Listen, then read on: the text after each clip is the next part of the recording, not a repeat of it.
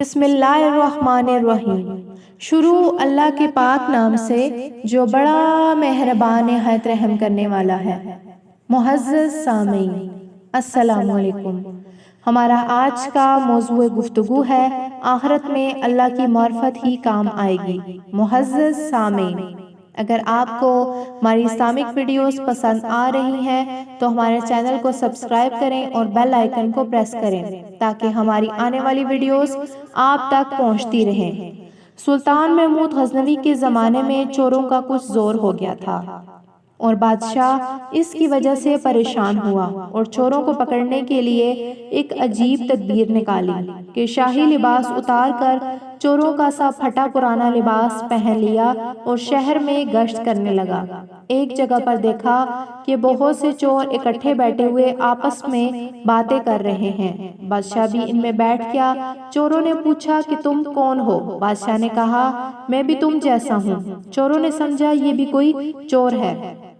انہوں نے کہا کہ تم اپنا کوئی ہنر بتاؤ، اگر تمہارے اندر کوئی ہنر ہوگا تو تم کو اپنے ساتھ شریک کر لیں گے، ورنہ نہیں۔ بادشاہ نے کہا پہلے آپ لوگ اپنا اپنا ہنر بتاؤ، پھر میں اپنا ہنر بتاؤں گا۔ ایک چور نے کہا میں اونچی سے اونچی دیوار پھاند کر مکان میں داخل ہو جاتا ہوں، اگرچہ بادشاہ کا قلعہ ہی کیوں نہ ہو۔ دوسرے نے کہا میری ناک کی یہ خاصیت ہے، کسی جگہ کی مٹی سونگھ کر بتا دیتا ہوں کہ یہاں خزانہ ہے یا نہیں۔ تیسرے چور نے کہا میرے بازو میں اتنی طاقت ہے کہ کسی گھر میں گھسنے کے لیے سوراخ کر سکتا ہوں۔ چوتھے چور نے کہا میں ماہر حساب ہوں، پی ایچ ڈی کیا ہوا ہے، کتنا ہی بڑا خزانہ کیوں نہ ہو چند لمحوں میں حساب لگا کر تقسیم کر دیتا ہوں۔ پانچویں چور نے کہا میرے کانوں میں ایسی خاصیت ہے کہ میں کتے کی آواز سن کر بتا دیتا ہوں کہ کتا کیا کہہ رہا ہے۔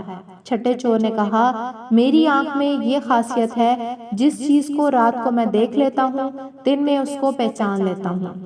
اب بادشاہ نے کہا میری داڑھی میں یہ خاصیت ہے کہ جب مجرمین کو پھانسی کے لیے جلاد کے حوالے کیا جاتا ہے اس وقت اگر میری داڑھی ہٹ جاتی ہے تو مجرمین پھانسی کے پھندے سے بچ جاتے ہیں۔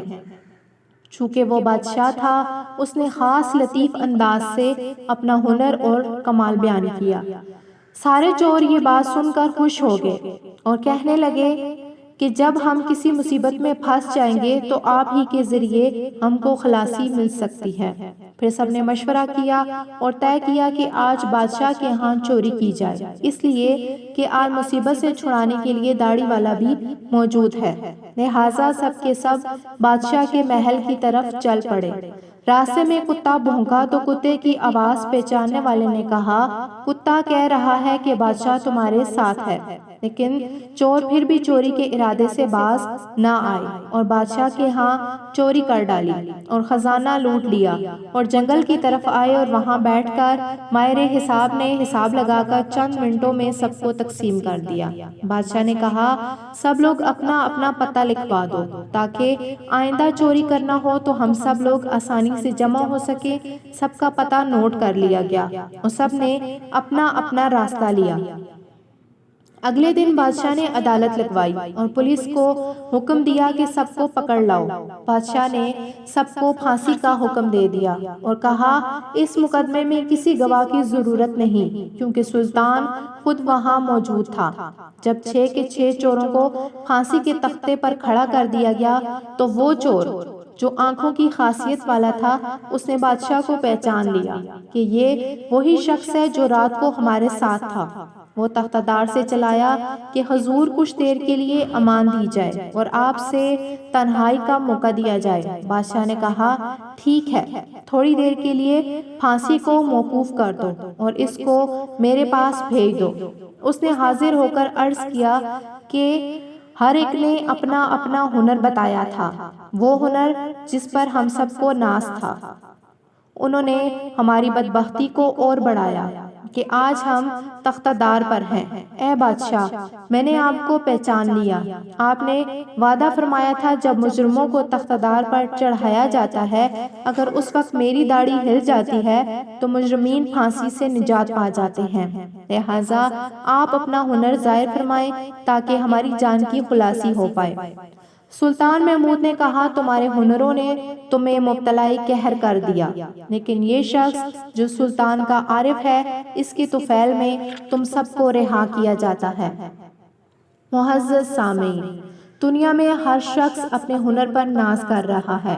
بڑے بڑے اہل ہنر اپنی بدمستیوں میں مست اور خدا کی یاد سے غافل ہیں، لیکن کل قیامت کے دن ان کے ہنر کچھ کام نہ آئیں گے۔ جن لوگوں نے اس دنیا کے اندھیرے میں اپنے حقیقی بادشاہ کو پہچان لیا اور اس کی معرفت اپنے دلوں میں پیدا کر لی، قیامت کے دن یہ خود بھی نجات پائیں گے اور ان کی سفارش گناہگاروں کے حق میں قبول کی جائے گی۔